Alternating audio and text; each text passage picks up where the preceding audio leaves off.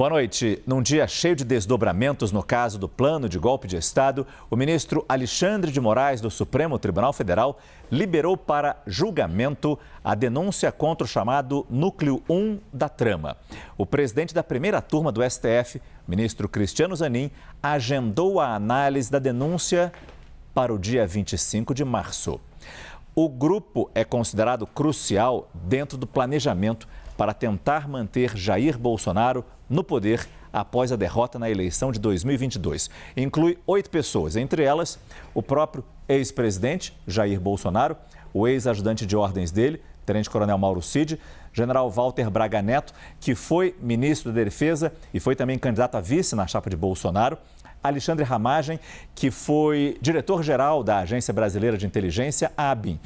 Voltando para cá, temos Almir Garnier, que foi comandante da Marinha, Anderson Torres, ex-ministro da Justiça, Augusto Heleno, que foi ministro-chefe do Gabinete de Segurança Institucional, e Paulo Sérgio Nogueira, que foi ex-ministro da Defesa. Assim, temos então a data de 25 de março marcada. 25 de março, só para confirmar, se não esqueci, exatamente, 25 de março, marcada para que essas 8 pessoas, o núcleo 1 da trama golpista, para a primeira turma do Supremo, decidir se eles são réus ou não nessa trama. A gente vai ao vivo até Brasília conversar com a repórter Luciana Amaral, porque, como eu disse, o dia começou, na verdade, com um parecer do Procurador-Geral da República, Paulo Gonet, pedindo que esses acusados, né, Luciana, virem réus. Boa noite. É isso mesmo, Márcio. Boa noite a você e a todos que nos acompanham aqui no Prime Time. O Procurador-Geral da República, Paulo Gonet, reafirmou a denúncia feita contra Jair Bolsonaro e todos esses que você citou, isso em resposta às contestações das defesas dos denunciados. Portanto, Gonet considerou que as contestações são improcedentes. Gonet disse que a denúncia atende a todos os requisitos e aqui eu também separei um trecho do documento. Ele diz que a denúncia descreve de forma pormenorizada os fatos delituosos, suas circunstâncias, explanando de forma compreensível e individualizada a conduta criminosa, em tese, adotada por cada um dos denunciados. Essa denúncia tinha sido questionada pelos advogados de Jair Bolsonaro, Anderson Torres, Augusto Heleno e Paulo Sérgio Nogueira, por exemplo. Mas, além disso, Gonet também considerou que Alexandre de Moraes está apto a continuar como relator deste caso no Supremo Tribunal Federal e também ressaltou a validade do acordo de delação premiada feito, então, pelo ex-ajudante de ordens de Bolsonaro, o tenente-coronel Mauro Cid, ele que era uma espécie de faz-tudo de Bolsonaro enquanto na presidência da República. Bem, depois, então, dessa manifestação da PGR, que faz parte mesmo do processo, do rito dentro desses processos, o ministro Alexandre de Moraes, do Supremo, já liberou o caso para julgamento. E agora, no final da tarde, o ministro Cristiano Zanin, como presidente da primeira turma do Supremo, marcou o julgamento para os dias 25 e 26 deste mês, já agora de março. A análise começa no dia 25 de manhã e deve se estender até o dia seguinte. Eles estão prevendo pelo menos 3 sessões para esse julgamento. Nessa etapa, os ministros analisam se a denúncia é sólida o suficiente. E aí, se a denúncia for aceita, Bolsonaro e também os outros denunciados deixam de ser indiciados e viram réus. Volto contigo, Márcio. Muito obrigado, Luciana Amaral, que falou com a gente direto de Brasília.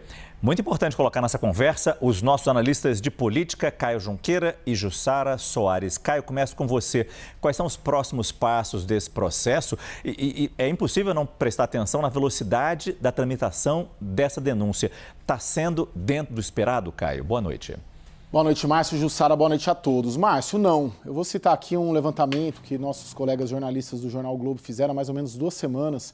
Eles levantaram o tempo que costuma durar uma ação penal no Supremo Tribunal Federal. Mais de 1.000 dias, em média 39 semanas. Né? Uma média de uma ação penal natural ali, comum, o tempo de tramitação no Supremo Tribunal Federal. A gente considerar ela vai ter bem menos tempo do que isso. Se tudo for levar a cabo, tem muita gente apostando que até outubro, até novembro, esse caso já está julgado definitivamente. E agora há pouco, Márcio, a gente estava começando o Prime aqui, o próprio ex-presidente Jair Bolsonaro foi às suas redes sociais, eu não sei se a gente consegue exibir, mas fazendo uma comparação com o direito comparado em outras situações. Nos Estados Unidos, o julgamento de golpe lá durou 5 anos, segundo esse tweet do Bolsonaro, que diz que a perseguição política contra o Trump levaram quase 5 anos para serem convertidas em denúncia formal. E ele cita também um caso na Alemanha, né, segundo ele, onde o uso do direito como arma política ainda causa escândalo.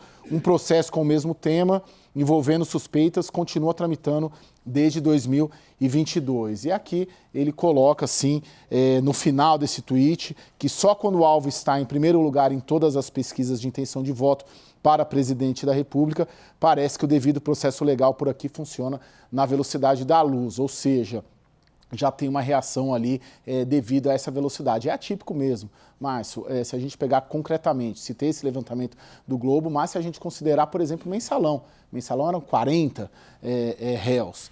E aqui nós temos 34 denunciados, né, que ainda podem virar réu, e a gente sabe o quanto de tempo que demorou o mensalão. Parece que sim, há um interesse ali do Supremo Tribunal Federal de julgar rápido, o mais rápido possível, justamente pelo que a gente ouve, para que não contamine o processo político eleitoral de 2026. Mas eu já disse aqui, o próprio fato de ter uma decisão para não contaminar o processo político de 2026 já é uma decisão política do Supremo Tribunal Federal de acelerar esse julgamento e tentar concluir isso o quanto antes. Lembrando que, se for nesse tempo, Jair Bolsonaro pode estar preso no final deste ano.